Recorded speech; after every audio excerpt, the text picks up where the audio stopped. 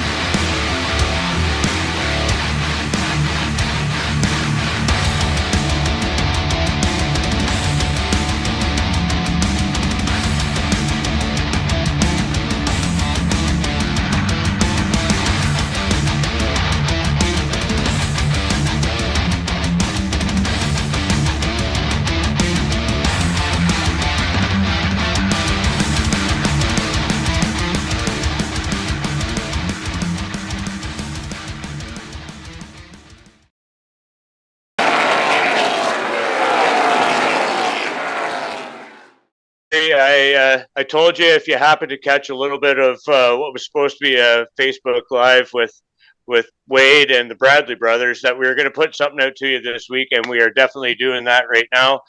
So thanks for joining us. And my wingman Wade is back with us, and we want to say a special thanks to Spielberg Cam behind the scenes, twisting knobs, pushing buttons, all that sort of stuff, working his magic as he usually does. And we're glad to see him working in at that capacity, and we'll see his pretty face back on camera soon. And we are absolutely excited as the NASCAR Pinty Series goes out west. We have a NASCAR official in Wade with us and a Western driver in Matthew Shirley joining us. Welcome in, Matt. Thanks for having me, guys. It's a pleasure. It looks like it might be a little wet out where you are right now. Yeah, we just came from Egg in Motion. I was happy enough that my hair the water kind of helped it actually kind of form into something. But yeah, we got soaked. We had the late model out there with Denray Tire, our main local sponsor. And it's a great show. There's millions of dollars of equipment out there, thousands of people that roll through there. It's honestly, they set up a town is basically what it is. It's incredible. It takes about 30 minutes to walk in from the end of the parking lot, but today was just a mud bowl. It was the car unfortunately was under the cover for quite a bit of it. Thank goodness it was under the cover because it was really wet. It's one of those days where it's like you pull the car cover off to go grab your trader cards that are in there and they're just all damp and soaked and just man, it doesn't seem like it, wherever you live that rain is just showing up at the wrong time when you want to do something that you don't want that stuff around. Right now, we'll bring in our buddy Wade. How you doing, man? Pretty good. How are you guys doing? Awesome. Happy to see your face, man. I tried to bring it on yesterday, and for whatever reason, it didn't happen. But glad you're here, bud. Gave some time for the sunburn from the Toronto Indy to die down a little bit. So. There you go. We didn't get any rain out there. Well, I skipped Saturday. I worked with the Pinties on Friday. I came back Sunday, so I missed all the rain. Mm-hmm. Nice. But how's the weather? Yeah, Sorry, go ahead, bud. How's the weather looking for West for that race?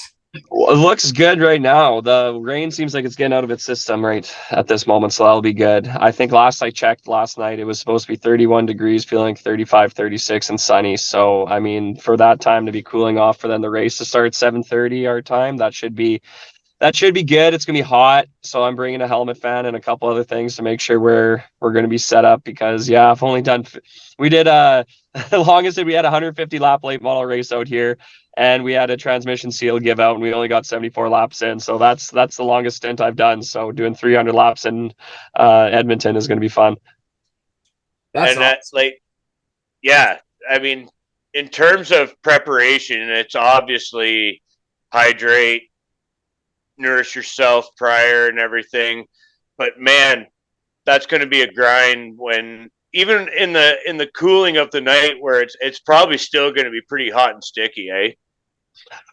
Yeah, if they got as much rain as we did out here, then in this heat, it's going to be humid. And Mm-hmm. I like to think I did. I was down in South Carolina actually last week to do some Michelin training for work, and that was a different level of humidity. So I like to think I was training down south. There we go, just being out in the elements. You know, I went for my 30-minute lunch break outside. The typical There you go. Canadian came back inside, and the Americans looked at me. They're like, "Are you sunburned?" And I was like, "Yeah." So I think that I got a little bit of prep that way, and then other than that, like you say, hydrate as much as you can. Usually a week before coming into an event like this. I mean, we got a lot of stuff on the go in the background. You know, sponsors, making sure that's all good. I actually think we have everything tied up. Loretta from Edmonton's been great, getting all that set up and dealing with some of the NASCAR officials last minute just to make sure all the forums and everything are all done. And yeah, it's gonna be important to make sure you have a couple extra bottles of water throughout the week. That's for sure. Absolutely. So, what's the longest race you've ran in a late model so far? And tell me a little bit about the late model that you race out there. That's a super late model, correct? It's a pro late. They used to call us super late models for the longest time, but that was us Westerners. Well, we kind of had that division for a while. A lot of time a crate car was a super late, but then it really over the last 10 years, you really got that differentiation between the pro lates and the super lates. So ours are very close to your guys' APC late models out there. Like we're actually pretty close rule package wise that way. We just have the stock bare bone 604 crate though right now. We don't have that red seal, blue seal package. So and I think our shocks they might be a little bit extra. So there's a couple things that make us a little bit different. But the longest race I've done with our car was in Penticton, BC. We did a 300 lap event there, kind of same format. Halfway through, come in, change tires, and then go back at it. When we did that, that was not this year; it was the year previously. It was a great job by the Sieberts out there putting that event together. But man, that day we got out of the car, it was 3 degrees. And I don't know if I was coming down with a cold or something, but when I got out of that car, I was so cold. I was just so achy. And I think it was because of the cold, because then everything just like, you're kind of freezing up and tensing up. And man, that was a long drive home. But it was definitely worth it. Endurance was there. I got my radios knocked out with about my radios actually become unplugged about 25 to go. We had a little bit of contact on a restart. So then I was racing blind for the last 25, and I had Kyle Reed in front of me for third place. And there was a time where my nose was right under his back bumper coming down the backstretch, and I knew fifth and sixth were right behind me, and I was just like, oh boy. But we got through the event, so it was a good time. Yeah, I don't know Man, much. we were just sorry, go ahead, Wade. I was gonna say I don't know much about the late model scene out west. Obviously, I haven't been there yet. I might still be going. I'm not too sure yet, but Mhm. the late models out there that race at Penticton, that's a pretty big deal, isn't it? Was that the like 25 to win or something like that? Yeah, it was well they had 10 grand to win, but the year I did it was the Western Rattler 300. They had a Yes, that's the really race. good price. Yeah, they had a really good price purse there. And then this year they were trying to do it, and they had the rain situation happen again. And they had it up to 20 grand to win. They added a 10 grand on top for the winner, like in the last couple of weeks to really stimulate. We had a lot of our cars from Saskatoon go out there, like Trent Seidel, Kelly Admiral's kind of one of our local guys, but he's from Alberta. And then as well, they had two Emans guys from Alberta go out there, and there was another local car, and I'm just blanking on right now. Tim Cameron, I think. So there's a good showing of local support out there. And yeah, now we're getting ramped up we'll have our Bridge City 200. It's kind of two big late model races out west, that Western or Adler race there at the beginning of the year. And then we have our Bridge City 200 here coming August 12th. And that's a 10 grand to win race. And we just got 26 cars pre-registered. So the club actually put in another 10 grand, not to the winner, but they bumped it. So instead of 500 to start, it's going to be 1,000 to start now. Whoa. Wow. Yeah. That's awesome. That is. Yeah. I was going to shift the focus a little bit to the Pinty series, but now I'm kind of No, let's go. It's, but now I'm kind of a little more interested in that part of it, where when you're posting the pictures and everything, and Chantel too, it looks like if it's anything like here, it feels like there's a really good vibe this season. There's been a lot of crashes and wrecks around here, hey boys. But the energy just the same. It just seems like there's a real hunger in the air with all the competitors this year. Is it like that out there too? Well, there's more of I would say a hunger, because we really focus on some big events, and that's key, because I think, with the economy and everything like that, you need those big races to really try to bring people out. Like it's hard on those local teams to come out for a local day. You're running 50 laps and there's no payouts. Like even our first race day, we came on Saturday, by the time, you guys know how it is, you get your crew in there, you get your food, you're paying for all that. And then you get rained, you go to the next day. And then on the Sunday day, we had a couple incidents where a car was in the air, and then you had another one put in the wall. And there was one car that even got written off. And it's like, we're doing this on a local day, you guys. There's no payouts. Yeah, that's rough. Those are tough. Those are tough ones. So, but the energy level overall, there's lots of cars here. There's a lot of good buzz. The Rather really helped out with that, and then our Bridge City 200 too. So there's more people getting into late models now, and it's kind of been a 1, 2, 3 year process. But there's a really good buzz going on for this year. I think you're speaking to it right there, where I think here in Ontario as well, like the marketing guys are really having to flex their muscles a little bit, like make some marquee events and put some prestige into it and get some sponsorship behind it. Like there's laps being sponsored for marquee events here and creating big purses and real incentive to go racing. And that is really it. I mean, it costs more than ever to go racing. And if you're going to go there and be upside down before you even turn a lap, let alone if you do any damage to your car, I mean, it's a good way to lose money fast. Yeah, no, that's the truth there for sure.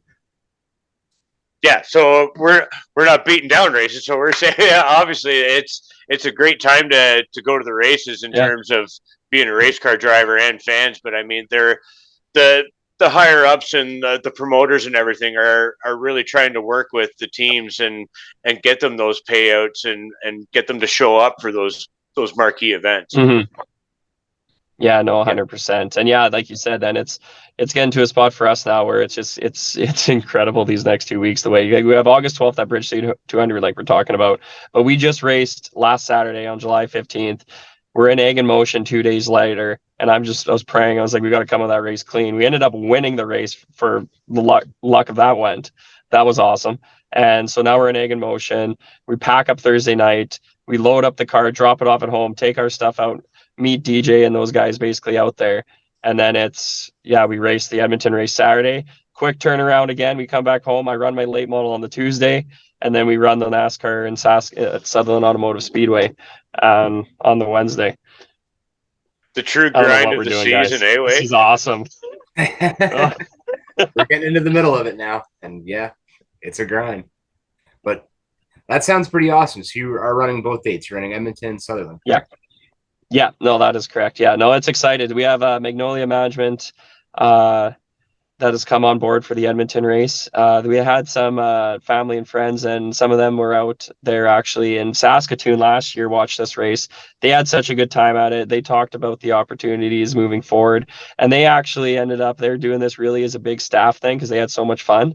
And yeah, we have, so you'll see it. We post on our social media the Magnolia Management paint scheme, and it's beautiful. I've never been more excited to have flowers on the race car in my life. Like it's gorgeous. And we're going to have like 100+ people out there supporting us too. Yeah, I know. Right. So they designed that up themselves with the logo and everything. And now, yeah, there's going to be 100+ people out there cheering us on. So we're going to be hoping to put on a good show for them. That's pretty awesome. We were just talking before we started recording.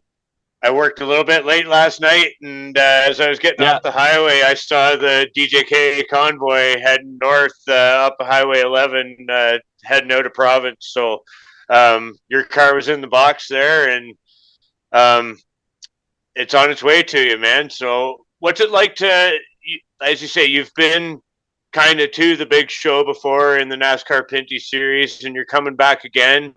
What's your feelings heading into the next time around here? Well, last time it happened, everyone just said, just sit back and kind of enjoy the ride, which we did, but there's so much stuff happening so quickly. I'm really excited that we get to do the whole Western swing, because then it's like you go through Edmonton, you go through that. I mean, it's going to be a lot of stuff I'm going to remember from before of kind of how that car handled and everything.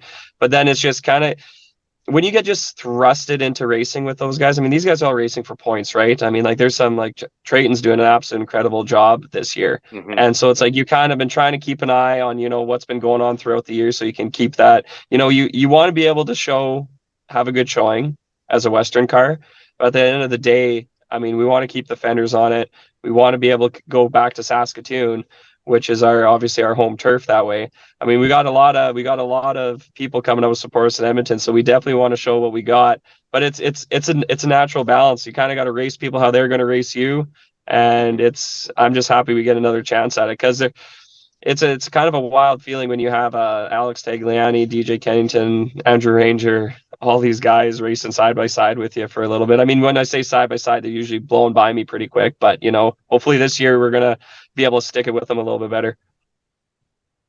It's kind of the beauty of our series, though, especially this year. It feels like there's a real, there's always a mixture of different disciplines and like drivers of different backgrounds and stuff. And it's great when the series tours out west or out east, and you get the local racers as kind of like the cash car throwback, like how it used to be, where the series would tour out there, and you would get the influx of you guys, where you guys know those tracks and they're your bread and butter, and you get to come and run with the big dogs. And it's kind of that way now. It's a little bit smaller scale, but I mean, how cool is it to run with NASCAR? I mean, I could ask Wade this too.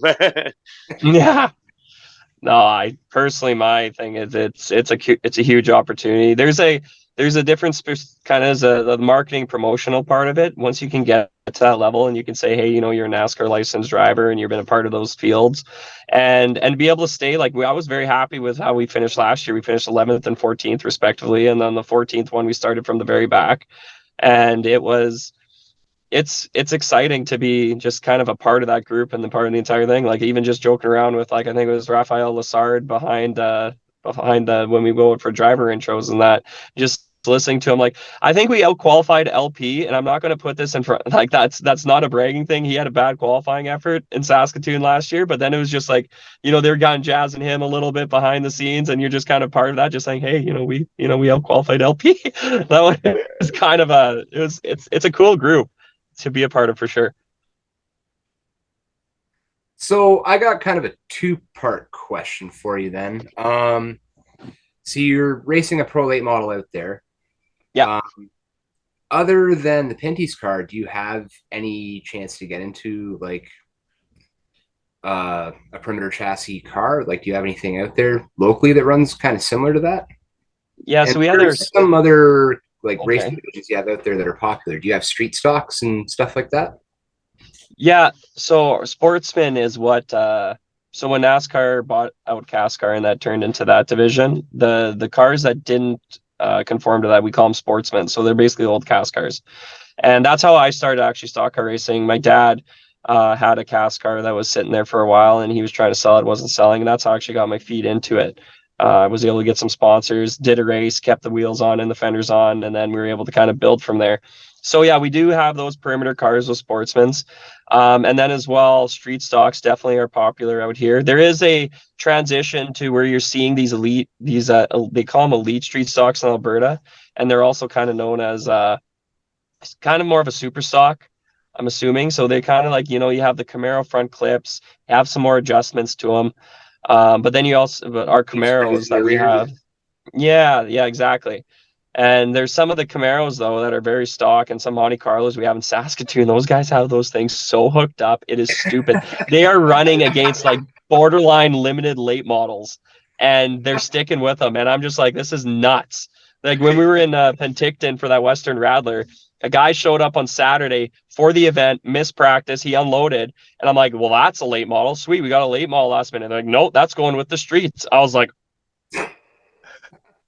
all right. And we got our local boy Scott Barand in his bone stock Camaro going door to door with him. I'm like, man, this is insane. I don't know how they make those real packages work, but they've been working hard with that. And then we got mini stocks. One division that's really become more popular is it's kind of like your guys' bone stocks. I think we call them a race your junk. Started as a run your junk, where it was like the enduro at the end of the year. Take your Firebirds, you take your your Sunfires, your Cavaliers, and you put some extra little safety stuff in it. They're trying to keep them around $500-800 to kind of get to the track, and then they just go beat the junk out of them. It's like an enduro, right? But then they made them so they were racing actually throughout the year now. So those cars have actually lasted a little bit longer. So that one's like they've been having 15, 16 car fields throughout the year, which is awesome. That's freaking sweet. That sounds awesome. Yeah, it sounds like you guys got a really good like car count and like series going on out there in local racing. That's good. Yeah, it's a transitional period, I think, for sure, because I think you have every division goes through the ups and downs. I tell people always, like sometimes you'll see the late models be out there consistently 12 local, next year 6, next time 8. But it's the waves of the youth kind of moving through it, and then as we'll get new people into it and kind of resetting, there's always some, there's some internal conflict that always ends up happening on track, off track. And it takes a couple years for all those groups to kind of reset. But the street stocks, there's a lot of tracks that work. We're so far away from one another out west. Like we have Saskatoon, we got Edmonton, we're Tasman 6 hours away. We have Saskatoon compared to Medicine Hat is essentially about 6 hours away. But they had a series in the street stocks where it was Saskatoon, Regina, which was 2.5 hours away, Saskatoon, Regina, Hythe, and I think they even went to Medicine Hat. And they even dipped in Penticton. They kind of had almost like a 2-part series there, which was really cool. So then you have, and that's kind of where you had those elite streets, super stocks racing against those Camaros. And it was some of the most fun racing to watch. Like our club's volunteer run. And so our team's always like, we got to be in that track for cleanup on that street stock invitation. Like, yeah, no, let's book it. Yeah. Matt, as the tour's heading your way, we know you got some partners that you want to shout out before they get to you and you're ready to go racing. So, who's helping you get to the track every week at home, and who's helping you get to the track for your NASCAR Pinty's tour here? Well, oh boy, the list is gonna be long. I'll start with the NASCAR series. Magnolia Management Incorporated, like I said, is helping us out. They make the big jump to take us to Edmonton. I had a couple smaller sponsors. Our local shop, Shirley Service, came on board to help us out with the NASCAR thing. Burco Electric, and then the big one for Saskatoon is Provincial Vodka, Reduga Distilleries. They are a distillery just north of us here in Blaine Lake, about 40 minutes. So it's a locally grown product, a made product, which is awesome. And they're coming out. They came out with a new product. It's Crush It Hard Iced Tea. So the car is going to have it's going to have a fresh paint. It's going to have a fresh scheme when we come out of Saskatoon because they just released it, and it's good. I mean, it's cool. So nice when you have a sponsor have a product that's actually really good. It's smooth. I'm not even joking to you. If you guys get a chance to see it, I know it's in Saskatchewan and Alberta right now, but I think it will be coming out east eventually. It's a really good. It's so refreshing, man. Not on as much on a rainy day like it is today, but it's on like a hot summer day. It's beautiful. So yeah, those are the main ones there. They also, obviously, I tie that in with our local stuff too, so they get promotions through our local team. I got to give a shout out to Denray Tire. I mean, we're at their display today. 929 The Bull, Sharp Auto Trim, Ken and the guys there have helped us get some decals there, because so it's like DJ and those guys, we have that stuff all done out east. And then we got the turnover from Edmonton to Saskatoon. The car is going to look different from those two races. And we got one day to put that together, let alone make trader cards. So it's a whole team aspect for putting that together. That's for sure. Oh my God. Like that's almost kind of a story in itself. I mean, by and large, there's a lot of teams that rock the same look almost all season. I mean, like either oval or road course kind of cars, but you guys are doing like the wardrobe change like it's an award show. Yeah, that's exactly right. I'm literally in front of Staples right now. I'm going to get some trader cards made for Edmonton right now. Because then I was like, DJ, I was like, I need a picture of the car so I can make this thing. Because it's like, you got to have a professional trader card, right, for the kids when you get there. So it's like, he's like, yeah. And he's like, can you do Photoshop? He's like, can you cut the background? I'm like, oh yeah. Sends me a couple pictures. He knows how to make the good racy shot, right? I'm like, DJ, that's mint. I've sent it back to him about 30 minutes. How's this look? And he's like, you're the man. And so like, I love his text. We're going back and forth, just quick. And it's so working with DJ it's been great. It's gonna be a fun time. And yeah, it's gonna be busy. I'm not gonna lie, but it's a wave that we started last year, and we're just going to kind of keep riding it. It's a really good opportunity. I've always wanted to, ever watching my dad with CASCAR and then doing the NASCAR Pinties, a couple races himself. It's always been a dream to be a part of it. So I really hope we can do our fans proud, because I know we got a lot of people rooting for us. That's awesome. Wade, how about you, brother? I got nothing, my man. I basically asked everything I wanted to know. I was really curious with the racing scene out there, so answered all the questions for that. And I wish you the best of luck out there. I'm still not too sure if I'm going to be on the trip. If it is, it's going to be a last-minute decision. If I'm there, I'll make sure I say hello. Awesome. Sounds good. Hope to see you. That's awesome. So I can't thank official Wade Yarrow for pinch hitting, coming on camera with us again. Feel better, Cam. Yeah, we want to send our best wishes to our man behind the scenes, Cam. Fighting a good fight. He's coming back strong. We know he is, and he's back in. I bet he might be wiping his eyes right now, right? He's watching his podcast grow here. We're trying to do our best and soldier on here, and we're doing it for him. And Matthew, we can't thank you enough for joining us. And as Wade said, we wish you all the best on the NASCAR Pinties Tour, and also on business as usual out there, bud. To you and Cam as well. Hope you're feeling better, Cam. You guys are, honestly, you got to give yourself a pat on the back when you see that 28 car on the track. You guys are part of the reason why that happened. And I'm not even joking. When you guys did that fan favorite thing and that paint scheme challenge, and we made it as far, that stuff goes miles to us. And now for us, we've been able to do 2 races this year. So every position we pick up on the track, just know part of that is because of you guys. And hopefully it's all positive stuff. Hopefully nothing negative happens. I bet you got Cam right there. I'm very appreciative. Oh, man. That's awesome. That's a great way to wrap it up. And again, yeah, we can't wish you enough luck. We hope you kick some ass, and everybody comes out and supports Matt Shirley in the NASCAR Pinty Series on the Western Swing. Thanks for joining us, Matt. Thank you guys very much. We'll see you next time, everybody. Thanks for joining us.